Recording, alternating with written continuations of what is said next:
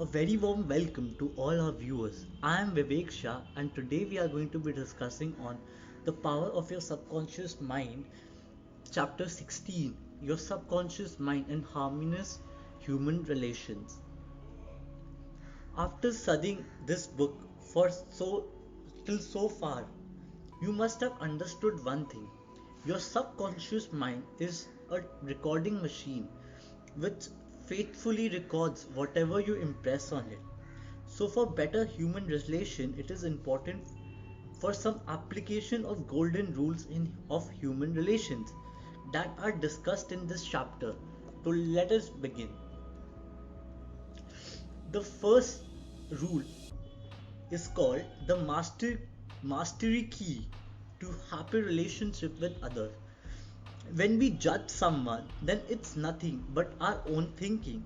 The thought you have about the other person is your thought as you are thinking it. While thinking about other person, your creativity and experience come into play. So when you know about the law and working of your subconscious mind, then it helps us to be careful while thinking as it helps you to act in the right way. The next method is called and with measure ye meet it shall be measured to you again. The good you do for others come back to you in life like measure, and the evil you do returns to you by the law of your own mind. If a man cheats and deceives another, he is actually cheating and deceiving himself. His sense of guilty and mood of loss eventually will attract loss of him in some way. At some time, his subconscious records his mental act and reacts according to the mental intention and or motivation. Your subconscious mind is impersonal and unchanging, neither considering persons nor respecting religious affiliations or institutes of any kind. It is nothing compassionate nor vindictive. The way you think, feel, and act towards other returns at last upon yourself. The, the next technique is called I hate women but I like men. A private secretary was very bitter towards some of the girls in her office because they were gossiping about her. And as she said, spreading various lies about her. She admitted that she did not like women. She said, I hate women, but I like men. The narrator discovered also that she spoke to the girl who were under her in the office in a very naughty and irritable tone of voice. She pointed out that they took a delight in making things difficult for her. There was a certain ponderosity in her way of speaking, and the narrator could see where her tone of voice would affect some people unpleasantly. If all the people in the office or factory annoy you, isn't it a possibility that the vibration, annoyance, and the turmoil may be due to some subconscious pattern or mental projection from the girl? We know that a dog will react ferociously if you hate or fear dogs and will pick up your subconscious vibrations and react accordingly. Many undisciplined human beings are just as sensitive as dogs, cats, and other animals. The narrator suggested a process of prayers to this private secretary who hated women, explaining to her that when she began to identify herself with spiritual values and commenced to affirm the truths of life, her voice immersively and hated of women would completely disappear. She was surprised to know that the emotion of hatred shows up in a person's speech, action, and in his writing.